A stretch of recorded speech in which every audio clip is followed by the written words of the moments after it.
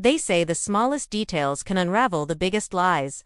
For me, it was just one breath, a single inhale that shattered my perfect world of 15 years. I'm Stacy Mitchell, and until my 42nd birthday, I truly believed my marriage was flawless. It was a crisp October morning. I awoke to Coldy's gentle kiss on my forehead. He always had a knack for making ordinary moments feel extraordinary. His blue eyes, crinkling at the corners when he smiled, held the same boyish charm that had first captivated me at Northwestern years ago. "Happy birthday, beautiful," he whispered, setting a breakfast tray beside me.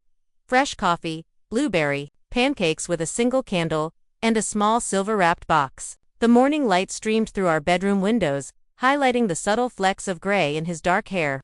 "You remembered," I said, genuinely surprised. Coldy had been so distracted lately. Late nights at his investment firm, endless client meetings, weekend conferences. He'd been climbing the corporate ladder relentlessly, and sometimes I wondered if there was still room for me on those higher rungs. How could I forget my favorite day of the year? He sat beside me, watching expectantly, as I opened the small box. Inside was an elegant, expensive-looking crystal bottle of perfume. "You deserve something special." Excited, I removed the cap, eager to try it. Perfume was always a safe gift between us. Coldy had an impeccable sense of smell, always choosing scents that suited me perfectly. I sprayed a small mist on my wrist, and lifted it to my nose. The scent hit me like a physical blow. Jasmine and vanilla with undertones of sandalwood. I'd smelled it before. Not on myself, but on someone else. Someone I knew. In that instant, a dozen small inconsistencies from the past few months crystallized in my mind. "What's wrong?" Coldy asked, his voice suddenly tight. "Don't you like it?" I looked into his eyes, searching for the truth. "This is her scent," I said quietly. His face didn't change expression, but something behind his eyes shifted, a door closing. "What are you talking about?" "This perfume. It's the one Eliza wears." Eliza Parker, his assistant. The woman who had been calling our home at odd hours, for work emergencies. The woman whose name appeared in his text messages more often than mine. "Don't be ridiculous," he said, standing up. "It's a new fragrance. The saleswoman recommended it." I watched him retreat to the bathroom, heard the shower turn on. My fingers trembled as I set the perfume bottle down. I should have known something was wrong months ago. The late nights, the sudden business trips, the way he angled his phone away from me when texting. Small things, insignificant on their own, but together they formed a pattern I had refused to see. My best friend, Carolyn, had tried to warn me. "Stacy, no man needs to work until midnight 3 times a week," she'd said over brunch last month. I had defended Coldy vehemently, listing his responsibilities, the important clients, the promotion he was working toward. Now, I stared at the betrayal wrapped in silver paper, feeling my chest tighten. 15 years of marriage, 2 children in college, a life built together, brick by brick. Was I really going to question it all because of a perfume? But deep down, I knew this wasn't just about the fragrance. It was about the growing distance between us, the secrets in his eyes, the way his touch had become mechanical, rather than passionate. I picked up my phone and scrolled to a photo from the firm's Christmas party. There she was, Eliza Parker, 29 years old, with her perfect smile and ambitious eyes. I'd always felt a twinge of discomfort around her, the way she looked at Coldy. How she laughed too hard at his jokes, but I'd dismissed it as my own insecurity. The shower turned off. I quickly wiped away the tears I hadn't realized were falling, and composed myself. I needed more information before confronting him. If there was one thing my years as a litigation paralegal had taught me, it was never to make accusations without solid evidence. "I've got to head into the office for a couple of hours," Coldy said, emerging fully dressed in one of his expensive suits.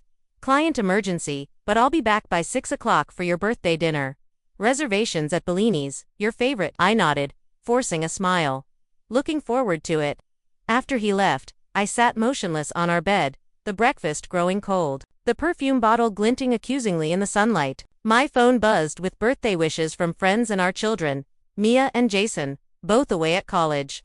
I responded automatically, my mind racing with questions and suspicions. One thing was certain. By the end of the day, I would know the truth, and nothing would ever be the same again. Coldy and I met during our junior year at Northwestern. I was studying English literature with dreams of law school. He was the ambitious business major everyone predicted would make millions before 30. We collided literally at the library, my books scattering across the floor as his coffee spilled down his shirt. I still remember how he laughed instead of getting angry. How he insisted on buying me dinner to apologize for nearly trampling me to death. Our romance was swift and consuming. Within 6 months, we were inseparable. By graduation, he had proposed with a ring he'd saved for by working 3 campus jobs. We were young, desperately in love, and convinced we could conquer the world together. The early years were lean but happy. We lived in a tiny apartment in Chicago while I worked as a legal assistant and he started at the bottom rung of Lambert Financial. We took cheap weekend trips, cooked dinner together every night, and stayed up talking about our dreams. When I discovered I was pregnant with Mia, we were terrified but excited. Jason followed 2 years later, and somehow, we managed. Coldy rose through the ranks quickly. By the time the children started school, we had moved to a comfortable house in the suburbs.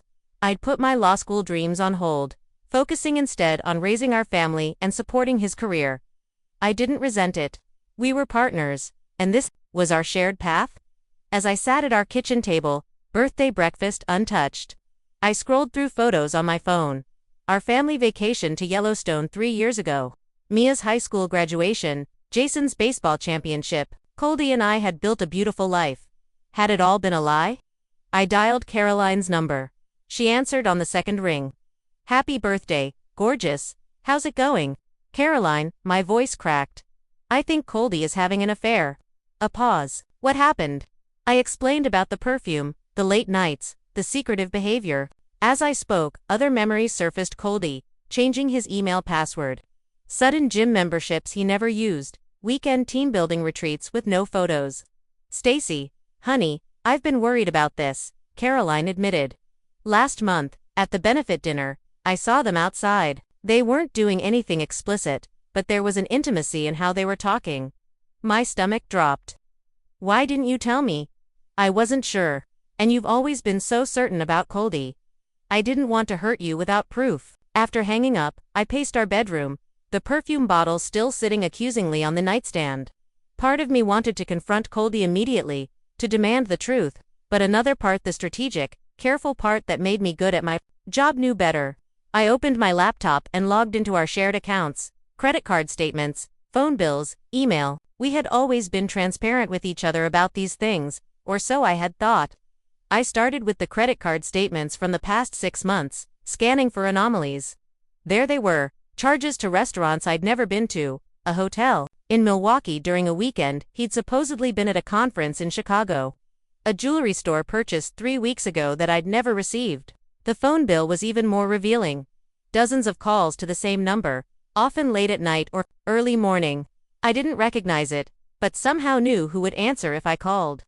My hands shook as I checked our Amazon account next. Several books ordered and delivered to his office, including one titled "Making Difficult Life Transitions" and another on midlife relationship changes. My throat tightened. I moved to his email next, but was stopped by a password change that had never happened before. Same with his social media accounts. The careful walls he had been building around his secret life were becoming apparent. As the morning turned to afternoon, I sat surrounded by the digital breadcrumbs of my husband's betrayal. The evidence was circumstantial but damning. There was one more place to look, though I hated myself for even considering it. I went to his home office and opened the locked drawer with the spare key we kept in our bedroom. Inside were the usual documents, our wills, insurance policies, children's birth certificates. But tucked beneath them was a small leather notebook I'd never seen before. I hesitated, my hand hovering over it. This was an invasion of privacy, crossing a line we had respected throughout our marriage. But hadn't he already shattered that trust? I opened the notebook. Inside, in Coldy's precise handwriting, were entries spanning the last 8 months. As I read, my last hopes crumbled. The entries weren't explicit, but they were clear enough. References to descriptions of feelings he never expected to have again, contemplations about the right timing and minimizing damage. The final entry, dated just 3 days ago, read, "Decided on the perfume. Stacy never pays attention to these details. Planning to tell her after her birthday dinner, in public, less chance of a scene." My vision blurred with tears. He was planning to leave me on my birthday, and he'd been careless enough to give me his mistress's perfume as a parting gift. As I closed the notebook, replacing it exactly as I had found it, a cold clarity settled over me. The shock and pain were still there, but now something else emerged. Determination. If Coldy thought I would quietly accept this betrayal, he had forgotten who I was. The woman who had worked her way through college, who had raised 2 children while supporting his career, who had sacrificed her own dreams for our family. That woman wasn't going down without a fight. By 3 p.m., I had a plan. If Coldy wanted to ambush me at dinner with his declaration, I would be prepared. I called Bellini's and confirmed our reservation. A quiet corner table, champagne on arrival, the works. Then I made a few calls of my own. First, to our family lawyer, Martin Schaefer, an old friend who had handled our wills and house purchase. I explained the situation in clinical terms, as if discussing someone else's life falling apart. "Stacy, I'm so sorry," Martin said, his voice gentle. "Let's talk options. Illinois is an equitable distribution state. Given the length of your marriage and your support of his career, you're entitled to a significant settlement." "I don't want just what's fair under the law," I replied. "I want what I've earned through 15 years of partnership." "I understand. Come to my office tomorrow morning. And Stacy, don't sign anything he gives you tonight." Next, I called our financial advisor, requesting copies of all our investment statements. Then our real estate agent, inquiring about the current market value of our home. Knowledge was power, and I intended to arm myself thoroughly. My final call was to Jennifer, my old supervisor at the law firm where I'd worked before having children. We'd stayed in touch over the years, occasional lunches and holiday cards. "Jennifer, I'm considering returning to work," I said, keeping my voice steady. "Has the firm hired all its paralegal positions for the year?" "Stacy, this is a surprise. We're actually short-staffed in litigation. When were you thinking of coming back?" "Sooner than I expected," I answered. "I'll send my updated resume tonight." After hanging up, I went to our bathroom and stood before the mirror. The woman looking back had shadows under her eyes and tension in her jaw. I'd always taken pride in my appearance, staying fit, keeping my honey blonde hair styled, dressing well even when working from home. Coldy had often commented that I still looked 10 years younger than my age. Was that a compliment, or a comparison to 20-something Eliza? The thought of her sent a fresh wave of anger through me. Had she laughed when Coldy told her about his birthday gift plan? Did she think I was just some pathetic housewife who wouldn't catch on? I showered and began preparing for dinner with methodical care. I chose my most flattering black dress, the one Coldy had always said made me look sophisticated and sexy. I styled my hair in loose waves, applied makeup that emphasized my green eyes, and added my grandmother's pearl earrings, a family heirloom that had always brought me strength. As I dressed, memories flooded back. Our 10th anniversary, when Coldy had surprised me with a vow renewal ceremony in our backyard. The pride in his eyes when I'd supported him through his first major client presentation. The way he'd held my hand through both children's births, whispering that I was the strongest person he knew. Had it all been real, or had he been rehearsing for this betrayal from the beginning? My phone chimed with a text from Coldy, finishing up at work. "See you at the restaurant at 7 o'clock. Happy birthday, beautiful." The casual endearment felt like salt in an open wound. I typed back, looking forward to it, adding a heart emoji for good measure. Let him think I suspected nothing. At 6 p.m., I called an Uber rather than taking my car. I wanted the option to leave independently if necessary. As we drove toward downtown Chicago, I rehearsed different scenarios in my head. Would he start with, "We need to talk," or dive straight into, "I've met someone else"? Would he cry, attempting to convince me it wasn't what he'd planned? Or would he be cold and businesslike, having already emotionally checked out? The restaurant was elegant and intimate, with soft lighting and white tablecloths. The mater d' led me to our corner table where a bottle of champagne already waited in an ice bucket. "Your husband called ahead," he explained with a smile. "He said to make sure everything was perfect for your special day."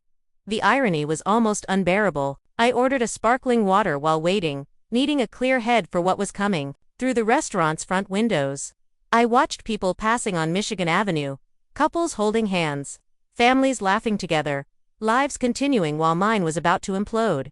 At precisely 7:05 p.m., Coldy walked in.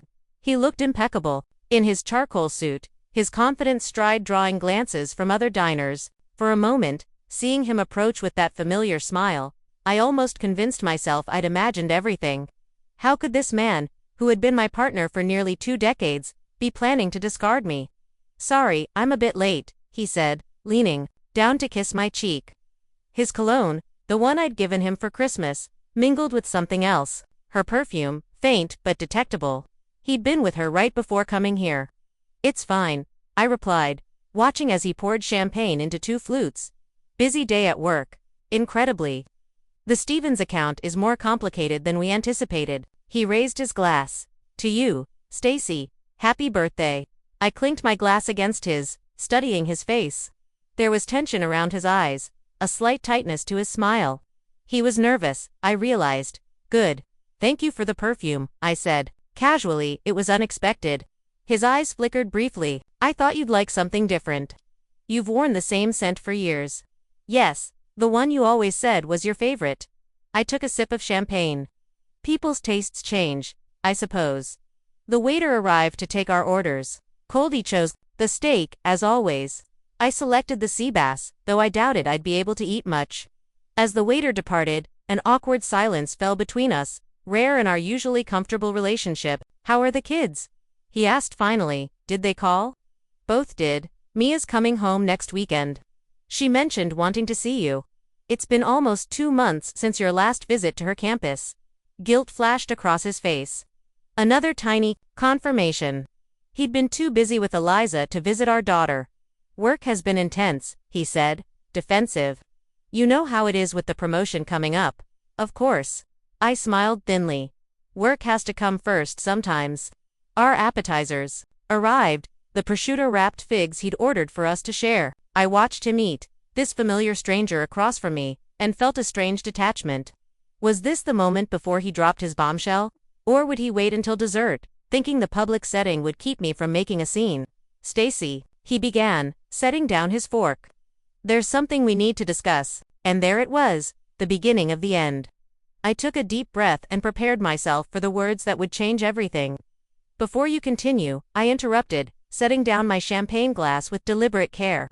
I'd like to ask you something. Coldy looked startled. This wasn't how he'd scripted our conversation. Of course, he said, his businessman's composure quickly returning. What is it? Do you remember what you said to me on our wedding day? I kept my voice gentle, almost conversational, not the vows, but afterward, at the reception, when everyone else was dancing. He frowned slightly, confusion replacing his nervous anticipation. I'm not sure I recall exactly. You said, I promise to always be honest with you, even when the truth is difficult. You said you'd rather hurt me with honesty than protect me with lies. I leaned forward. Did you mean it, Coldy? His eyes darted away, then back to mine. A muscle twitched in his jaw. I've always tried to live by that. Then be honest with me now. Are you having an affair with Eliza? The question hung in the air between us like a live grenade. His face cycled through emotions. Shock, denial, anger, and finally, resignation. He set down his fork slowly. How did you know? He asked quietly. The perfume. The perfume, I answered. It was careless of you, Coldy, or perhaps subconsciously, you wanted to be caught. He ran a hand through his hair, a gesture so familiar it made my heart ache despite everything. It wasn't planned, Stacy, it just happened. Affairs don't just happen, I replied, my voice steady despite the storm inside me. They're a series of choices. Each step a decision to betray everything we built. You don't understand how it's been, he said, defensive. We've been growing apart for years. You're focused on the house, the kids, our family, the life we created together. I corrected. The one you're throwing away for a woman 15 years younger. He flinched at the directness. It's not about her age. Eliza and I connect intellectually, professionally. She understands the pressures I'm under, the ambitions I have, and I don't, I asked, my voice rising slightly. After supporting your career for 15 years, after putting my own ambitions on hold so you could pursue yours. The waiter approached with our main courses, sensed the tension, and retreated discreetly. Coldy lowered his voice. I didn't want it to happen like this. I had a whole speech prepared. Yes, I know. After birthday dinner, in public, to avoid a scene. His startled expression confirmed my words. You left your notebook unlocked. Color drained from his face. You went through my private things. And you've been sleeping with your assistant. I think we're beyond privacy concerns, don't you? A couple at a nearby table glanced our way. Coldy straightened his tie, clearly uncomfortable. Can we discuss this at home? Like rational adults. We're discussing it now, I said firmly. How long has it been going on? He hesitated, then sighed. 7 months. The timeline hit me, like a physical blow. 7 months, while I was planning our family Christmas.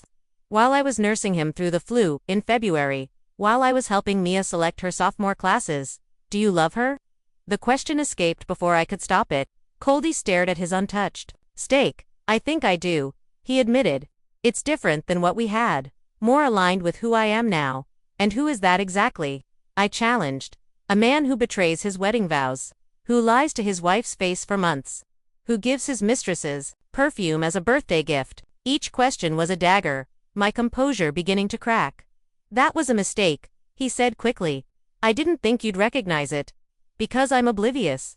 Just the beautiful wife who wouldn't notice. No, because you've never met Eliza, outside of office functions. How would you know her perfume? I laughed bitterly. Women notice these things, Coldy, especially when another woman stands too close to their husband at the Christmas party.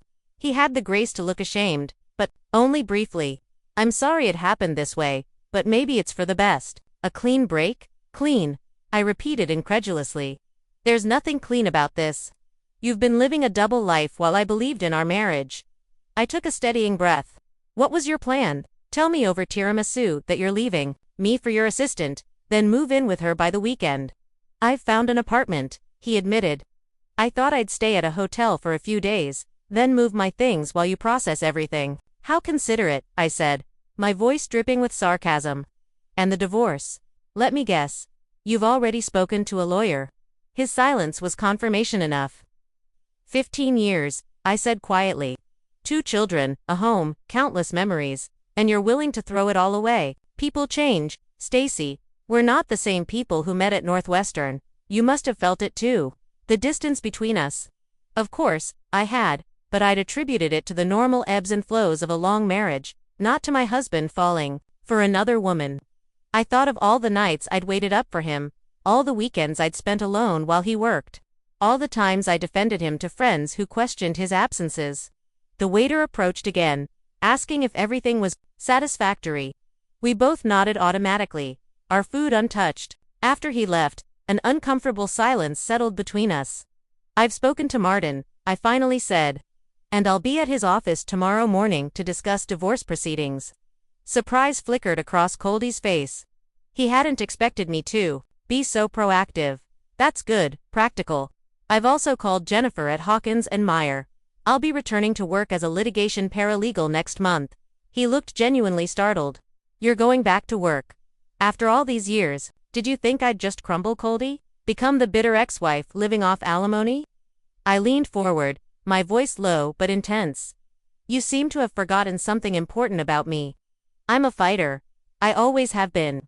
For the first time that evening, uncertainty crossed his face. This wasn't the devastated, pleading wife he'd expected. I saw him recalculating, reassessing the situation. What about the house? He asked cautiously. What about it? It's half mine, as are the investments, the vacation property in Michigan, and the art collection you've been so proud of building. I smiled thinly. Did Eliza know she's getting a man with half his assets? His expression darkened. Don't be vindictive, Stacy. It doesn't suit you, and betrayal doesn't suit you, but here we are. I stood up, placing my napkin beside my plate. I won't be coming home tonight. I've booked a hotel room. You can have the house to yourself. Consider it a head start on packing your things. He reached for my arm. Stacy, wait. No, I said firmly, pulling away. You've had 7 months of secrets and lies. Now it's my turn to decide what happens next. As I walked out of Bellini's, leaving my husband and our untouched anniversary dinner behind, I felt something unexpected beneath the pain and anger, a flicker of power. For the first time in years, perhaps decades, I was fully in control of my destiny. In the Uber back to the hotel, I texted Caroline, it's confirmed. He's been sleeping with Eliza for 7 months. I'm staying at the Wyndham tonight. I'll call you tomorrow. Her response was immediate. I'm bringing wine and staying with you. No argument. Love you. As Chicago's lights blurred past the window, I realized something important. This wasn't just the end of my marriage. It was the beginning of my reclamation. The following week passed in a blur of lawyer meetings, financial discussions, and painful conversations with our children. I insisted on being the one to tell Mia and Jason, refusing to let Coldy control the narrative. Their reactions were everything. I'd feared shock, anger, tears. Ia, always her father's defender, couldn't believe he would do something so callous. Jason, more perceptive at 19 than I'd given him credit for, admitted he'd sensed something was wrong during his spring break visit. He was always on his phone. "Mom," he said during our video call, and he got really weird when I asked about work stuff. "I'm sorry you had to notice that," I told him, my heart aching for my son's lost innocence. "Are you okay?" he asked, his young face serious on my screen. "Really okay?" I considered the question honestly. "Not yet," I admitted, "but I will be." By Thursday, I had returned to our house, my house now, at least temporarily. Coldy had moved most of his essential belongings to his new apartment, leaving behind the accumulated weight of 15 years of marriage. His dresser drawers stood half empty, his closet sparse. In the bathroom, the absence of his electric razor and cologne left conspicuous gaps. I walked through each room, cataloging changes and absences. His office had been mostly cleared out, though he left behind books and awards that wouldn't fit in his new place. In my bedroom, the nightstand on his side was bare, except for a framed photo of the children he'd chosen not to take. It was like living with a ghost, the negative space where my marriage had been. Caroline stayed with me those first few nights, sleeping in the guest room and making sure I ate. She monitored my wine consumption and dragged me out for walks when I started spiraling into memories. "You need to clear out his remaining stuff," she said firmly on Friday morning. "Pack it up, put it in the garage. This half-empty house is torture." She was right. That afternoon, we filled boxes with Coldy's remaining clothes, books, toiletries. The process was both painful and cathartic. Each item a memory being carefully packed away. "What should we do with this?" Caroline asked, holding up the perfume bottle, the catalyst that had exposed everything. It still sat on my dresser, a crystalline reminder of betrayal. I took it from her, considering. "I have an idea for this," I said, setting it aside carefully, "something appropriate." That evening, after Caroline left, I sat at the kitchen table with my laptop, updating my resume. It had been years since I'd worked formally, though I'd kept my skills sharp with volunteer paralegal work for a women's shelter. As I listed my experiences and qualifications, I felt a growing sense of confidence. I wasn't just Coldy Mitchell's wife anymore. I was Stacy Mitchell, professional, mother, woman, reclaiming her independence. My phone buzzed with a text from Coldy, "Need to stop by tomorrow to get the rest of my things. Is 10 a.m. okay?" I texted back a simple fine, then turned my attention to more important matters. I had an interview with Jennifer on Monday, and I needed to prepare. Saturday morning arrived with golden autumn sunshine streaming through the windows. I dressed carefully in jeans and a simple blouse, casual but put together. No need for Coldy to think I was falling apart without him. At precisely 10 a.m., the doorbell rang. When I opened it, the sight of him standing on my porch with uncertainty in his eyes gave me a strange satisfaction. He looked tired, the confident executive veneer somewhat diminished. "Hi," he said awkwardly. "Thanks for letting me come by." I stepped aside to let him enter. "Caroline and I packed your remaining things. They're in boxes in the garage." He glanced around the living room, noticing small changes. Rearranged furniture, different throw pillows, the absence of certain photos. "You've been redecorating. Making the space my own," I replied evenly. "Coffee?" He seemed surprised by the offer. Sure. Thanks." In the kitchen, I poured 2 cups from the pot I'd prepared earlier. This strange civility felt like play act, but it was better than the alternative. We weren't going to be hostile exes. We still had children connecting us, family events in our future. "How are the kids taking it?" he asked, accepting the coffee. "As well as can be expected when their father leaves their mother for his assistant," I replied, unable to keep the edge from my voice entirely.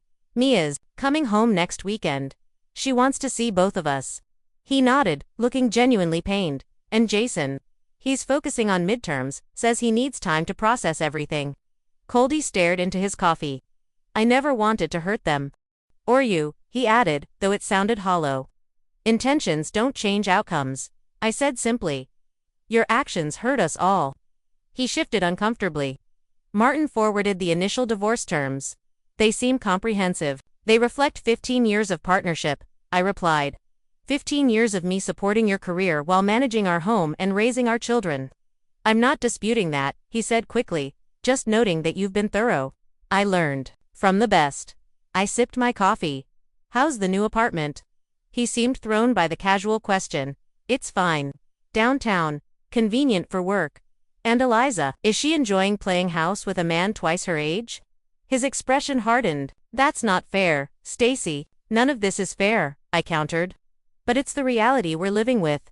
An uncomfortable silence fell between us. Through the kitchen window, I could see our neighbors' children playing in their yard. A reminder of when our own kids were small, when our future seemed secure and predictable. I wanted to ask about the Michigan property, Coldy finally said. I know it's part of the settlement. But I was hoping we could discuss some arrangement where I could still use it occasionally. My parents are particularly attached to it. I studied him, this man I had once known better than myself. Now he was practically a stranger in familiar clothing. Your parents are welcome to visit when I'm not using it, I said. But it's not going to be a timeshare, Coldy. The property is part of my settlement. He nodded, accepting the boundary. That's fair, thank you. The boxers are through there, I said, gesturing toward the garage door. Do you need help carrying them? I've got it, he replied, standing. I brought the SUV. I remained at the kitchen table as he made several trips to load his belongings, the mundane logistics of dismantling a marriage, boxing books and winter clothes, deciding who keeps which kitchenware, separating intertwined lives into distinct entities. When he finished, he lingered in the doorway between the kitchen and garage. I think that's everything, he said, except ... He gestured vaguely upstairs, toward his office. Your awards and diplomas. I nodded. I didn't pack those. Thought you might want to decide which ones to take. Relief crossed his face. Thanks, I'll just go grab a few. While he was upstairs, I retrieved the perfume bottle from where I'd placed it in a drawer. When he returned, carrying a small box of framed certificates and trophies, I met him at the front door. One more thing, I said, holding out the crystal bottle. You should take this back. He stared at it, recognition and embarrassment crossing his face.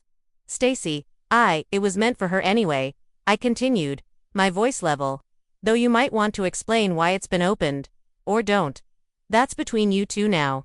Reluctantly, he took the perfume, tucking it into his jacket pocket. I am sorry, he said quietly, for how everything happened. But not that it happened, I noted. He didn't deny it. We stood there at the threshold of what had been our shared home.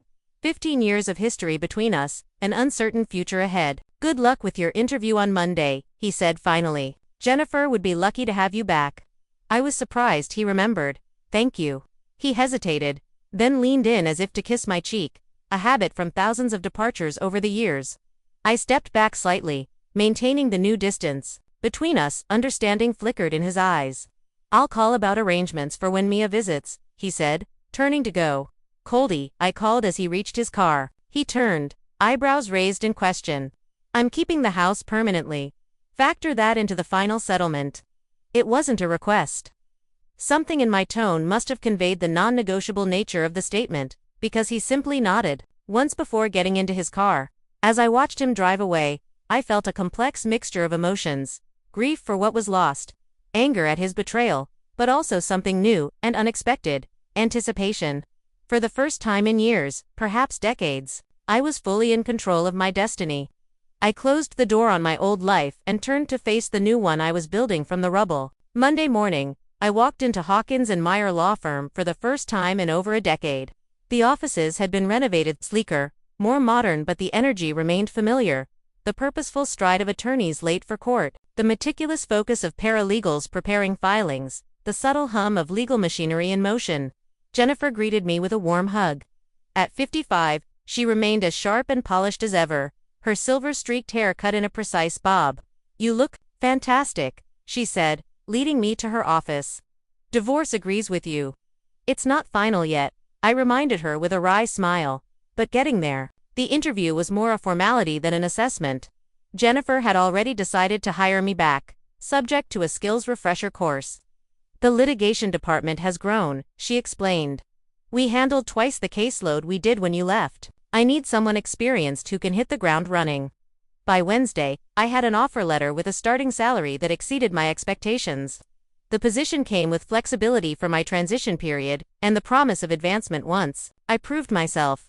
As I signed the acceptance forms, I felt a surge of pride. This was mine, not an extension of Coldy's success, but something I had earned through my own abilities. That evening, I called the children to share the news. Jason was genuinely excited for me. Mia, more reserved, but supportive. "Does Dad know?" she asked cautiously. "I haven't told him," I replied. "But he knows I interviewed." "He's really messed up, Mom," she said suddenly. "I talked to him yesterday. He sounded lost." I chose my words carefully, unwilling to disparage Coldy to our daughter. "Major life changes are difficult for everyone involved, honey. Your father made his choices, and now he's adjusting to them. Eliza's younger than me," she continued, her voice tight with disgust. "Like, only 7 years older. It's gross. Your relationship with your father is separate from what happened between us," I reminded her gently. "I don't want you to feel you have to take sides." After hanging up, I reflected on Mia's words. Coldy was struggling. Unsurprising given the seismic shift in his life. Part of me, the wounded part, felt vindicated. But another part remembered the young man who had worked 3 campus jobs to buy my engagement ring. The father who had patiently taught our children to ride bikes. The partner who had held my hand through my father's funeral. Those memories wouldn't disappear regardless of how our story ended. Friday evening, I met with Martin to review the updated divorce settlement. Coldy had countered my initial terms, but not aggressively. He'd conceded on the house without argument, asked for slightly more favorable terms on the investments, and requested specific items of sentimental value. "He's being reasonable," Martin noted, sounding almost disappointed. "Most of my clients would kill for a spouse this cooperative in proceedings." "He feels guilty," I explained, "and he wants this over with quickly." For Eliza's sake, Martin raised an eyebrow. For his own peace of mind, I corrected. "Coldy hates messy emotions and complicated situations. It's why he planned to tell me in a restaurant." The following weekend, Mia came home from college. We arranged a careful choreography. Friday night and Saturday with me. Saturday evening and Sunday with her father. The handover would happen at a neutral location. The coffee shop where we used to take the kids for special treats when they were young. Saturday afternoon arrived clear and crisp, perfect autumn weather. Mia and I walked into Blackbird Coffee. At exactly 4 p.m., Coldy was already there, sitting at a corner table, anxiously checking his watch. "Alone. Where's Eliza?" Mia asked immediately, her tone challenging. Coldy looked startled. "I didn't bring her. I thought this should just be family." Some of the tension left Mia's shoulders. "Good call." I ordered my usual latte, giving father and daughter a moment to settle into conversation. From my position at the counter, I observed them, Mia's guarded posture, Coldy's eager attempts to connect. They had always been close, sharing a love of classical music and historical documentaries that neither Jason nor I fully appreciated. When I joined them with my coffee, Coldy gave me an uncertain smile. "Congratulations on the job," he said. "Jennifer called to ask for a character reference. I told her you were the most organized and dedicated person I've ever known." "Thank you," I replied, genuinely surprised. "That was kind. It's the truth." He shrugged. "You'll be excellent." Mia watched this exchange with curious eyes. "This is weird," she announced. "You guys being nice to each other." "We were always nice to each other," Coldy pointed out. "That wasn't our problem." "What was your problem then?" Mia challenged, the hurt in her voice evident. Coldy looked at me, then back at our daughter. "Sometimes people grow in different directions," he said carefully. "It doesn't mean the years together weren't real or valuable." It was a diplomatic answer, avoiding mentioning his affair while not placing blame on either of us. For Mia's sake, I didn't contradict him. "Is she moving in with you?" Mia asked bluntly. Coldy's discomfort was palpable. "Mia, I don't think yes or no, Dad. Is your girlfriend moving into your apartment?" He sighed. "Yes, next month." Mia's jaw tightened, but she nodded. "At least you're honest about it." The conversation moved to safer topics. Her classes, campus life, plans for Thanksgiving. When it was time for her to leave with Coldy, she hugged me tightly. "I'm proud of you, Mom," she whispered, "for being so strong." As they prepared to leave, Coldy hung back slightly. "Stacy, could we talk briefly about the holiday arrangements?" "Sure," I agreed, staying seated as Mia went ahead to his car. Once she was out of earshot, Coldy sat back down. I wanted to ask, "How are you really doing?" His expression was genuinely concerned. "I'm doing well," I answered truthfully. "Better than I expected, actually." He nodded slowly. "You seem different, more like the Stacy I met in college." "I am different," I acknowledged. "This situation has changed me, but not in the ways you might think." His eyes searched mine. "What do you mean?" "I've realized how much of myself I set aside over the years, how much I defined myself through our marriage, your career, the children. Now I'm rediscovering who I am independently of all that." Something like regret flashed across his face. "I never asked you to give up your identity. You never had to ask," I said simply. "I offered it freely, piece by piece. That was my choice, and I don't regret it, but now I'm making different choices." He was quiet for a moment.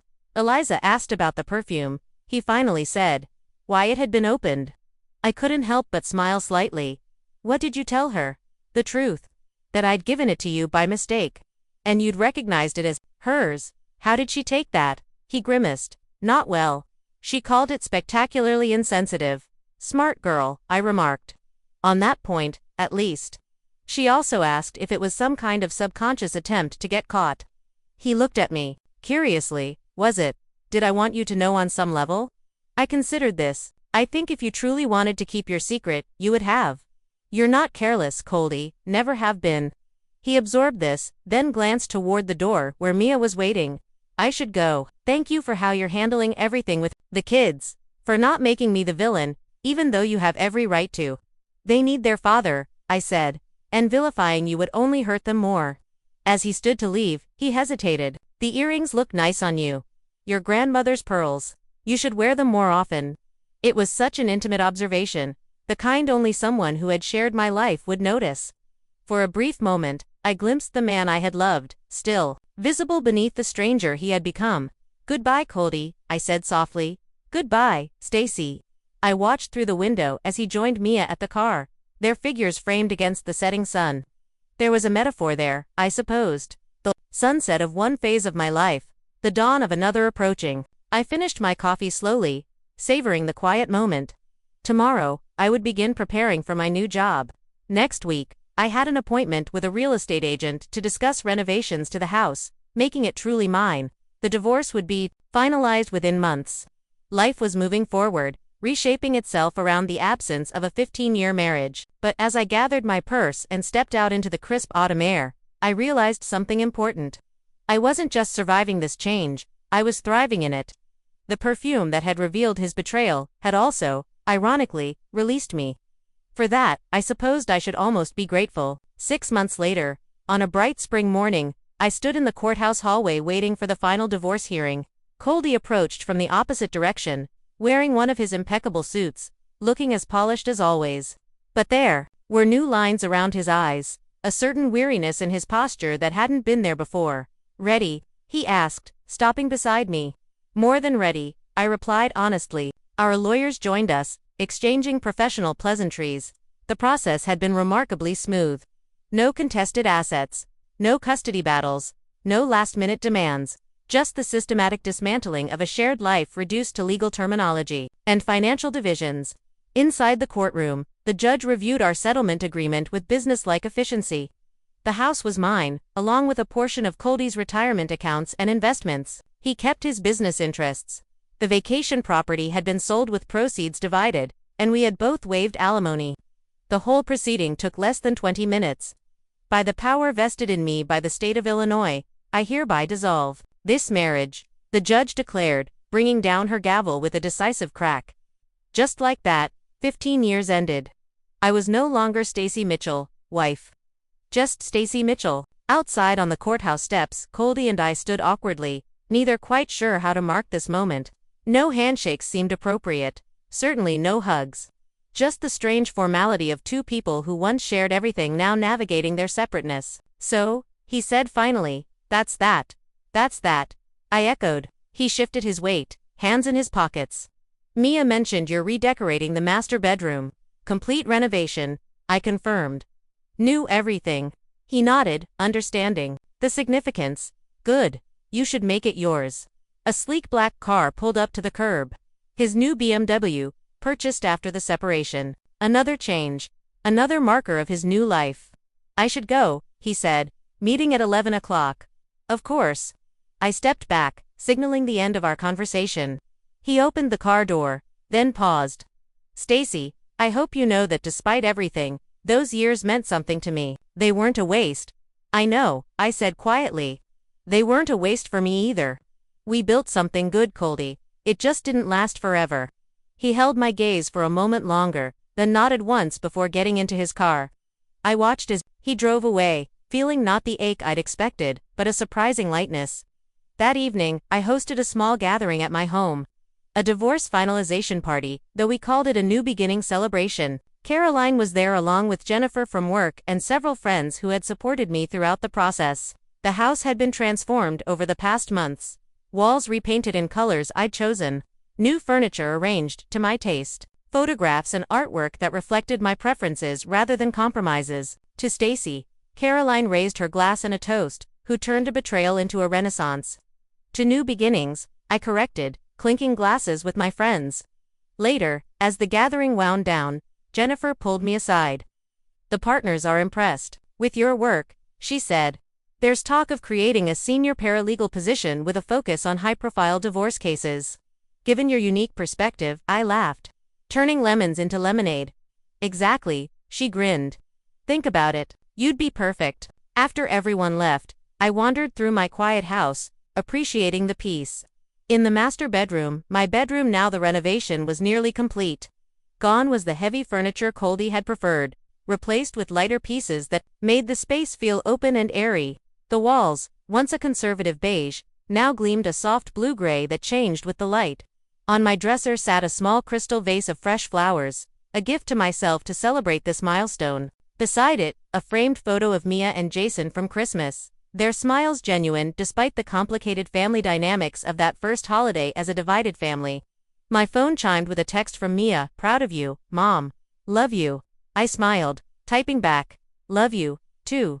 Coming to visit next weekend. Her response was immediate. Absolutely. Jason, too. We want to see the finished renovation.